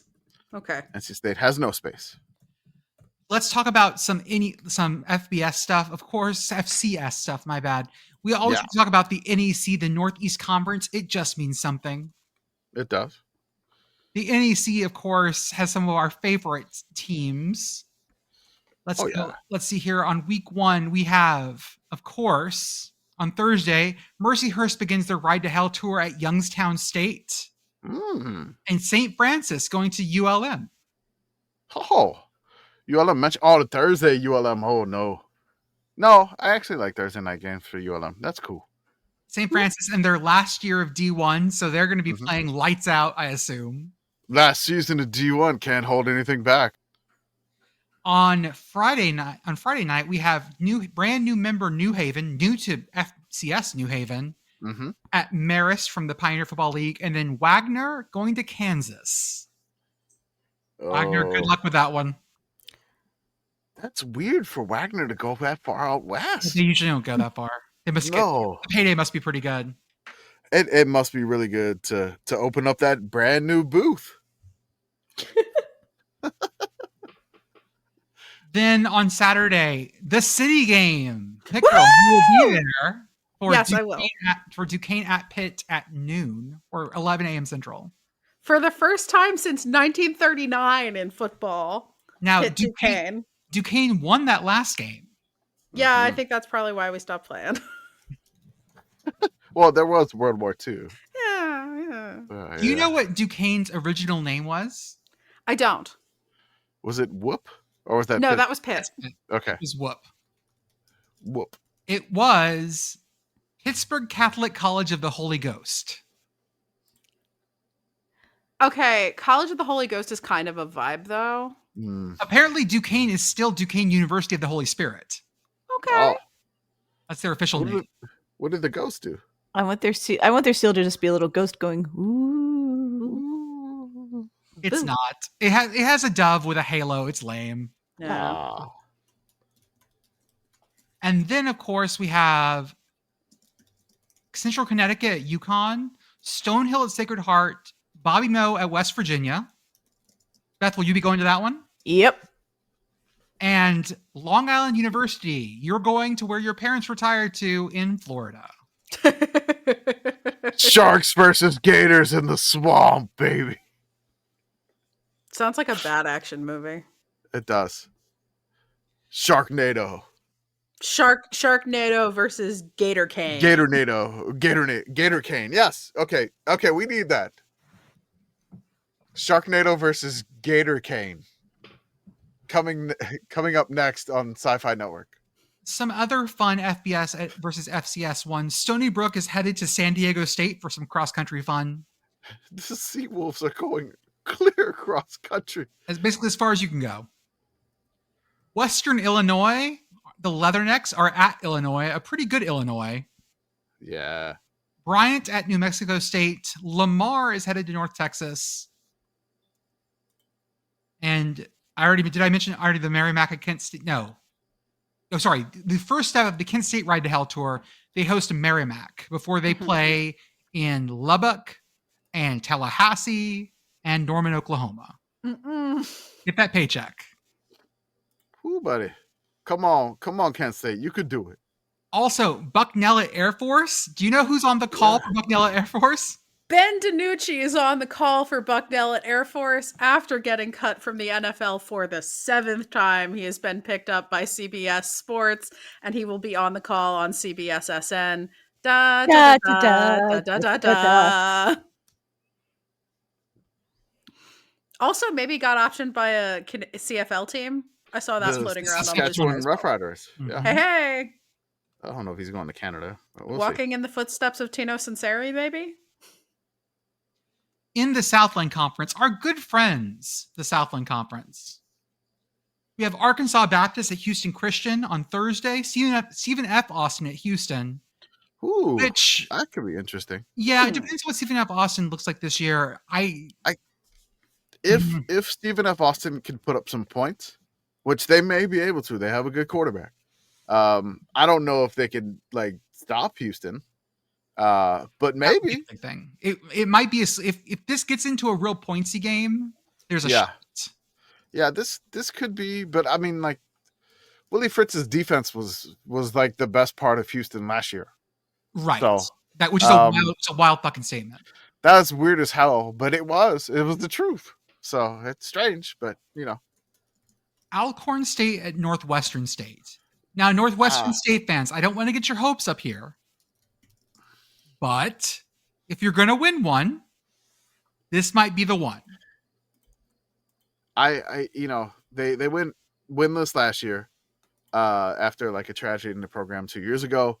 I really think this is probably one of their best shots for a win because their next 2 weeks after this one is at Minnesota, at Cincinnati. They go to Prairie View, They welcome in East Texas A&M, at Houston Christian, at CLA, home against Lamar, at McNeese, home against Incarnate Word, at Nichols, and then they welcome in Stephen F. Austin. So if you got a shot to get one here, it's on Thursday. So I will say maybe. that the Massey composite for FCS has Alcorn at 90 and Northwestern State at 126. They had Northwestern State basically with Missouri Valley State, Stetson, and Marist. Yeah, so it's going to be tough. Also, I want to say their Northwestern State head coach, Blaine McCorkle, he was just a long snapper also. Okay. He was a long snapper for LSU. Now, here's a game that was a lot more interesting a week ago. Eastern Washington at Incarnate Word. I think it's even more interesting for Incarnate Word now. They need this one. They need it. Like, this is desperation. Because there's only 11 games in FCS. Right. What is Louisiana Christian? It's a D3 college. Okay, they're playing McNeese. Yeah, D3. Nichols at Troy. Southeastern Louisiana at Louisiana Tech. Lamar at North Texas. And a big one here, Sul Ross State at UTRGV. The Vaqueros are playing their first game in FCS ever. Their first game of football ever. Yeah. They host D2 Sul Ross State from Alpine, Texas. Mm-hmm. Out in the Panhandle. Or out in Big Bend, sorry. And I take my energy, UTRGV. Win this first one. I think they should win this. Honestly, they are such a big question mark. Who the fuck knows? New football team just dropped. Right. So we have no clue what this is going to look like. And then East Texas A&M, Texas A&M Commerce travels to SMU. What else do we have? Oh, in the SoCon, VMI at Navy. Only thing we have to say here is Baylor Necessary, who is the name of a VMI player. Look, freshman Baylor Necessary. So I want to give a shout out to Ari in our Sickos research. Basically, what he's been the one that's been doing the geographic centers the most of it, along with JCAS. Them two have been like really loving doing the geographic centers. They both find it, I guess, relaxing and zen to like look stuff and plot stuff on maps. Yeah. So they started doing FCS, and so they started doing some FCS to keep going. And Ari was doing VMI and came across the freshman Baylor Necessary. Instructions unclear. You must construct additional Baylor. We need Baylor is necessary. That's right. So he's a linebacker. He's a freshman from Science Hill, who is apparently the same high school where Steve Spurrier went to high school. Also, we found out that there is more necessaries. Yeah, his brother Camden Necessary now follows us. Yes. So there is more necessaries, which is Camden Necessary, which Camden plays for D2, a D2 team. So there's more necessaries in the family that play football, which is incredible. I can't believe that. So it's just fun stuff that we find. And like Ari and them have been finding all this stuff by looking at everybody's roster, because like you think you got everybody in the all name team, but then you come across Baylor Necessary. I hope that Baylor Necessary has a fantastic career, to the point that he ends up getting picked up and transferring to Baylor in the same way that I really wanted Storm Duck to transfer to Oregon. Yeah. We need that. And well, our dude Big Orange, I would like him to end up at Syracuse someday. Oh yeah, Big Citrus. Big Citrus, yes. That's right. Of Iowa State. Yes. But yeah, that is something that we enjoy doing this. And then people were like, well, how do you know they're the most hometown team? They don't have anybody in San Marcos. I'm like, well, it's just an average. of all the people that in their coordinates, and we just average out the coordinates. And so the average coordinates it was only 5 miles away, even though, they may only have 1 or 2 players from San Marcos. Technically they recruited, It's a to match perfectly where they are. reasonable way to do it. I mean, It's just like, and then people are like, well, do more. And I'm like, no, this is hard. This is difficult. In the Big Sky, Northern Colorado plays Chadron State. I can never remember how to say it. Chadron State? They're a D2. Nebraska? D2. Yeah. Montana State goes to Oregon. Let's talk real fast.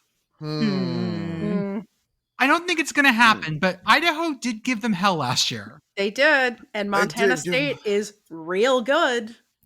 I would like it to happen. Montana State doesn't have their touchdown Tommy anymore. Like, he's in the NFL now. He's with the Raiders, but like they don't. That's the thing, is like they don't have the guy there. Now, if Montana State was going there with touchdown Tommy, I would give them a lot of a puncher's chance. When in the FCS you got to reload at quarterback, it's not always, as you saw with Incarnate Word. You don't necessarily have the same quality. They don't have the same pocket presence. They don't have the same, they may have the same level of talent, but I mean, it's just like their first opportunity. So it's going to be a fighty game. Like, Montana State's not going to back down at all. But I mean, Oregon should handle them. This feels like one where it's going to be close for a half, and then just the talent. Didn't Oregon fuck around with Portland State a couple years ago too? Like, I feel like Oregon has enough of a history of like dicking around that they're gonna get bit eventually. I feel like Oregon just plays absolutely vanilla in these games. Like, they don't want to give anybody anything on tape. They did not fuck around with Oregon They State. did not. I am remembering wrong. Yes. That was like 80 points, right? 7. Yeah, that was 81-7. Yeah, okay. They didn't mess around with Portland State. Like Idaho like gave them a bunch of hell, but Oregon like did the spinach game of the week thing. Like, they had all those yards against Idaho, but they never punched anything in. So that's right. We do a spinach game of the week. That's something I got to remember. Spinach game of the week.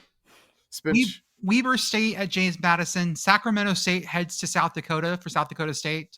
Eastern Washington and Incarnate Word. Cal Poly is going to San Diego, vanilla. Portland State is going to BYU. Oh, Portland State. It didn't go well for them against Tarleton. I don't think BYU might be better than Tarleton. I would think so. Yeah, I'm gonna say BYU is better than Tarleton State. I will say definitively that. Idaho State travels to Southern Utah. NAU, Northern Arizona, is going to Tempe, who just had a haboob blow through, which is their way of starting the season. Someone in our comments was like, wouldn't it be cool if a haboob blew through a game? Man, it's happened before. No. They had to delay a game for like 3 hours because of the haboob. Alexa, play Sandstorm. Yep. That's the one that I fell asleep in. The Southern Utah Arizona State game, for the first game for Kenny Dillingham as head coach of Arizona State. I made it to halftime, and then they had the haboob delay, and it was like 3 hours, and it's a Thursday night game, and I did not make it, and there was no other help for me, so I fell asleep, and I regret the haboob that got away. And we all got dragged on Twitter. We did a little bit. No Context Football was like, I'm the real sicko now. I'm like, I fell asleep with my phone in my hand watching this game. Yeah. Idaho at Washington State, 7 p.m. Pacific, 9 p.m. Central on the CW. Can I interest you in this one? Yeah. This is the Battle of the Palouse. This is the 93rd meeting. Mm-hmm. Washington State leads the series 73-16-3. Idaho, I'm concerned about Idaho. I like their new hire, Thomas Ford. He was previously an assistant at Oregon State, but before that, he was head coach at Simon Fraser. Oh. Now, listeners, if you haven't heard us talk about Simon Fraser before, it's been a while because they're no longer play football.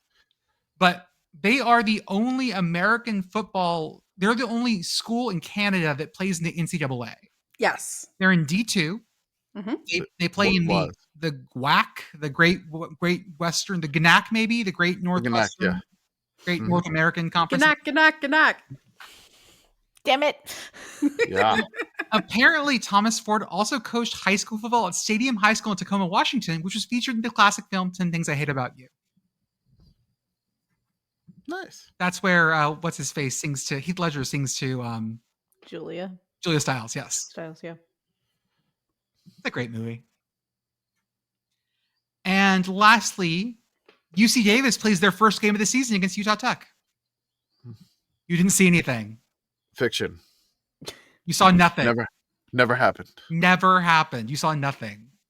We made it up. Why are there all these tally marks on my arms?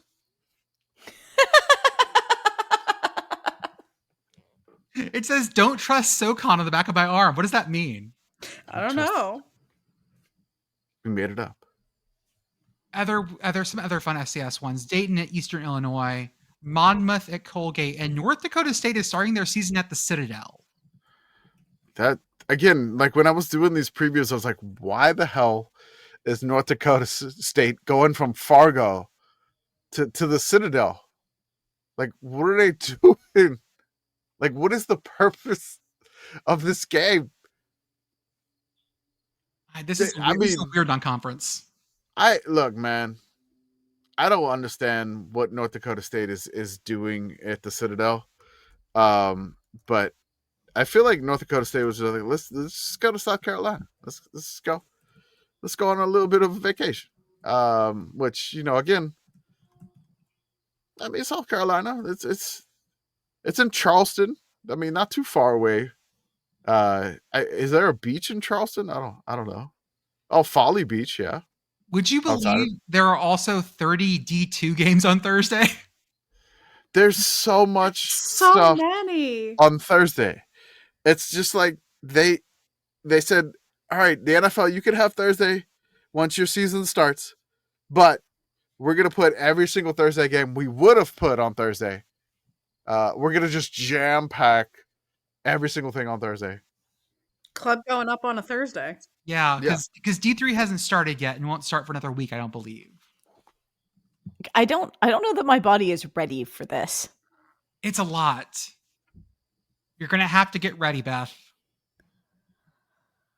Let's see if I can get the actual. Let's see here, scores. This is why I haven't been taking my off-season workouts seriously, and now I have regrets. Mm-hmm.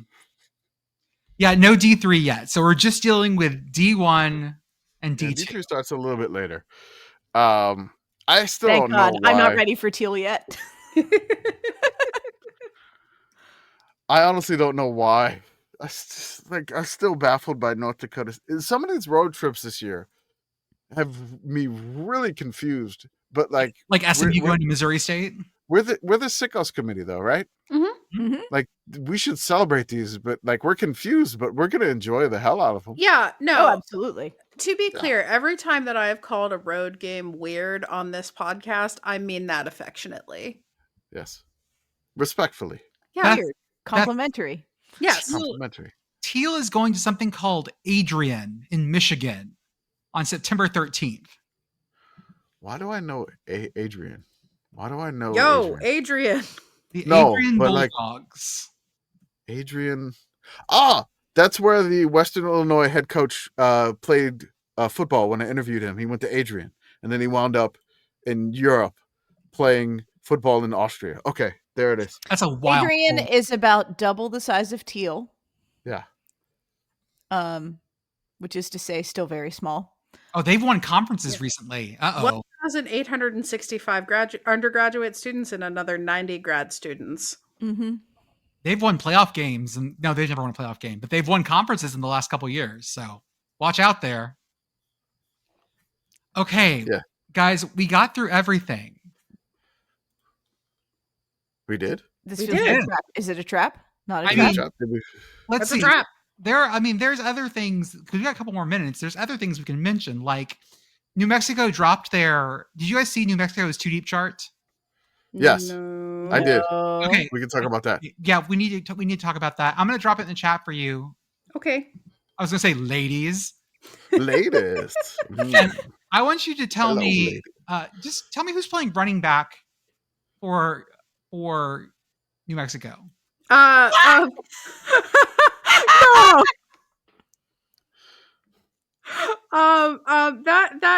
Forrest Gump, number 44, Forrest Gump. Mm-hmm. Yep. And who's playing left tackle? That would be Chesley Sully Sullenberger. Ah, yes. Yeah. Mm-hmm. I like a quarterback. The backup is Professor Robert Langton. I don't think he's the best quarterback. I'm going to say also that at defensive end, Ethan Hunt is going to be a little small. Little undersized. I Yeah. have a serious problem with choosing to put Alan Bauer over Sheriff Woody from Toy Story in at wide receiver. Yeah. Same here. Yeah, Jim Lovell also underrated at wide receiver, I think. A quarterback. Jim Lovell's a leader.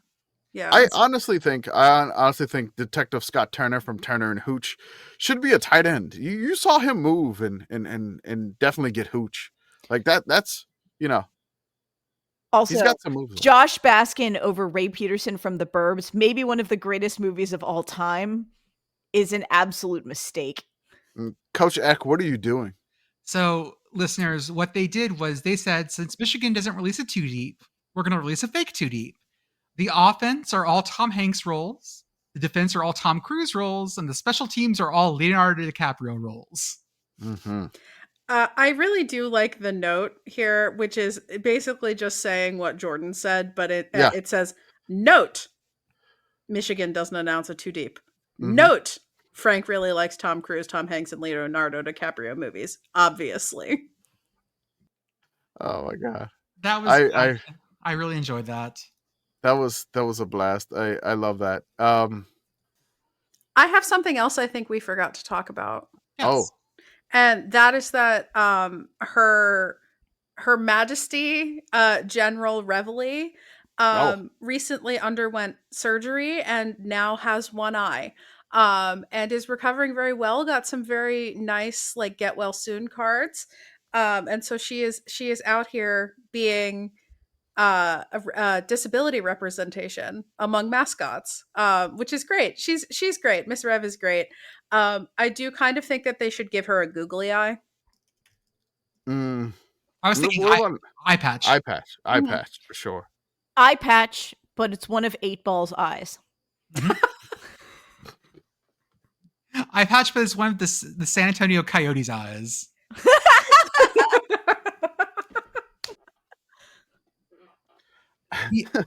Oh my god. The other thing I wanted to mention was, and this is just like a little thing, Reese Davis went on his podcast today and mentioned that Iowa State and Kansas State had asked ESPN not to refer to that game as Farmageddon. I'm sorry, do you hate fun? Like, it's not like El Assico. Okay, I get that. That's derogatory and a nickname. But Armageddon is a great nickname that sticks to the heritage of both schools, is not demeaning. And y'all, let's be honest here, brings eyes to a rivalry that was ass for a long time. And that is a long-running rivalry that didn't have a name. I what's the problem here, guys? Farmageddon's great. Lean into it. It's not like it's okay. I get why the Holy War or the Revivalry, they don't want to do the Blue Bonnet Battle, whatever they're calling it. Fuck it, right? It doesn't. There's religious connotations they don't want there. Farmageddon. I even kind of get why they don't call Red River the shootout anymore. Like there are better reasons, but there's nothing wrong with Farmageddon unless you think that never mind. Maybe the actual one is coming soon. Armageddon has only been around since about 2009 and 2010. As a name, yeah. As a name. The game itself has been played 108 times. Mm-hmm. Iowa State leads that series 55-50-4. And considering how bad both of these teams were for the majority of their history, that's really impressive that it's that even. That feels correct. Because for a lot of those years, I know that was the only win on some of those team schedules. But this just feels like you're taking the fun out of college football. Stop it. This is something that organically happened. Like let it happen and let people be part of this. And yeah, I mean, this is how a lot of the good rivalry names happen. This is how the weird trophies happen. Let it continue to happen. That's what's good about this sport. no, you have to market test all of your trophies and make sure that everyone agrees on them and focus group things and make sure it's copyrightable and make sure it's sponsorable. Who's going to sponsor Farmageddon? Monsanto. But the Blue Bonnet Battle. Farmageddon, brought to you by Cargill. I bet you the Blue Bonnet Battle is sponsored by someone. That's right. I mean, I can't believe they would want to get rid of Farmageddon. These absolute poltroons. Spell that one? That's POLTROON. Okay. They're an utter coward. Okay. Yes. You These got that one poltroons. right. Okay. Okay. There is not a sponsor for the Blue Bonnet Battle. No. Okay. Well, At least there wasn't as of 2023. Okay, folks. We covered everything and more. We did a good job. Welcome to week one. I'm going to try to read some more words and we could just you can cut it whenever you want. Okay. These are suggested words from a post that I made on Blue Sky. I think I already said loquaciousness. You did. Mm-hmm. Okay. Syzygy. Syzygy? Okay, there it is. Perspicacious? No. Oh. Colloquialism. Cod swallop. Okay. Cali. Oh my God. This is the lesbian sheep word, right? Calipigian? Sure. Oh no, that's the fat okay. ass word. Yeah. Yaffle. Baffle gab. Okay, I'm gonna try to. We could end it on this one, and I'm gonna really butcher at this. Oh my God. Otorhinolaryngologist.